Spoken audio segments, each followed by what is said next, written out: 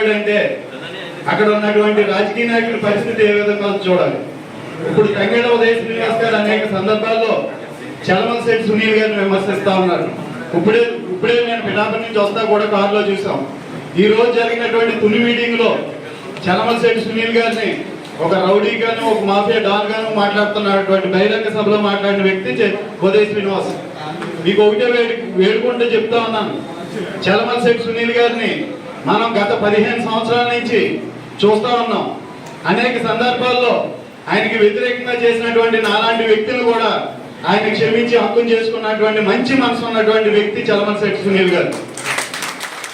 ఏ రోజు కూడా చూడండి, గత 14-15 సంవత్సరాలుగా ఏ రోజైనా చలమలశెట్టి సునీల్ గారు ఆ రోజు ప్రజారాజ్యంలో ఆయన రాజకీయంగా అరంగేటం చేసినటువంటి వ్యక్తి నేటికి కూడా ఎప్పుడూ కూడా ఆయన నడవడికలో కానీ ఆయన మాట తీరులో కానీ ఏ రోజైనా చిన్న పొరపాటు జరగలేదు.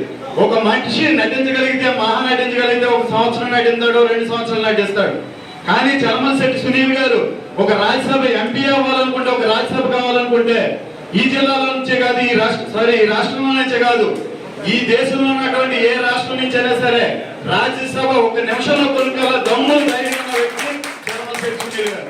కానీ ఆయన మనందరిని నమ్ముకుని, అంటే ఇక్కడ ఉన్నటువంటి కార్యకర్తలు ఆయన వెంట, పార్టీలకు అతీతంగా ఆయన వెంట నడిచినటువంటి కార్యకర్తలకి ప్రజల మధ్యలో గెలవాలని, ప్రజల్లోంచి ఆయన నాయకుడు అవ్వాలని అనేక సందర్భాల్లో 3-4 సార్లు ఓడిపోయినా సరే ఆయన ఈ రోజుకి కూడా రాజ్యసభ 1 గంటలో రాజ్యసభ తెచ్చుకోగలిగే సత్తా ఉన్న నాయకుడు ఈ రోజు కూడా పోరాటం చేద్దాం అనుకుంటున్నాడు.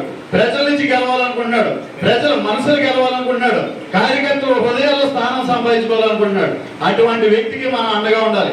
ఉదయ శ్రీనివాస్ గారు ఇప్పుడే చూశాను వీడియో, అతను మాట్లాడుతూ ఉన్నాడు ఒక మాఫియా డాన్ అని.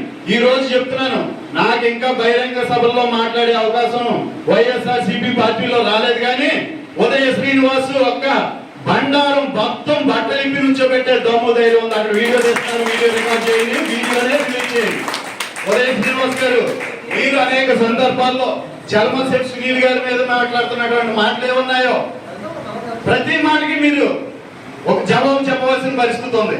కానీ మేము నోడిపోయామంటే మీరు కాకినాడ పార్లమెంట్ లో 7 నియోజకవర్గాల్లో తలెత్తుకోలేనటువంటి పరిస్థితి మేము చెప్పగలం. పిఠాపురంలో మీకు 8 నెలల క్రితం పవన్ కళ్యాణ్ గారు మిమ్మల్ని ఎంతో ఆశయాలతో మిమ్మల్ని అక్కడ నిల్చోబెట్టాలని పెడితే పిఠాపురం నియోజకవర్గాన్ని 6 ముక్కల కింద చేసినటువంటి వ్యక్తి 15 సంవత్సరాలుగా కొన్ని వేల మందిని కార్యకర్తలు ఈ రోజుకి చెక్కు చెదరకుండా ఆయన వెనక నడిపించుకుంటున్న చలమలశెట్టి సునీల్ గారి గురించి మాట్లాడే దమ్ము ధైర్యం మీకు లేదని నేను చెప్తా ఉన్నాను. కానీ ఒకటి చెప్తా ఉన్నాను, రాజకీయాల్లో మనం ఒకటి గుర్తుపెట్టుకోండి, అంటే మనకి గెలిపే విజయం. చలమలశెట్టి సునీల్ గెలిచాడంటే ప్రతి ఇంటిలోనూ ఒక మనిషి గెలిచినట్టే, ప్రతి ఇంటిలోనూ ఒక అన్న గెలిచినట్టే, ప్రతి ఇంటిలోనూ ఒక తండ్రి లాంటి మనసున్న మనిషి గెలిచినట్టే.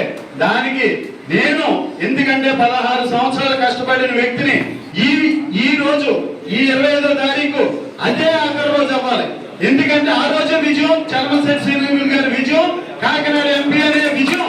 ఆ రోజు ప్రతి కార్యకర్త, ప్రతి నాయకుడు నిబద్ధతతో పనిచేయాలి. ఎందుకంటే మీకు చెప్పేంత ఇంకా హక్కు నాకు రాలేదు. కానీ మనందరం ఆయనకి అండగా ఉండాలి.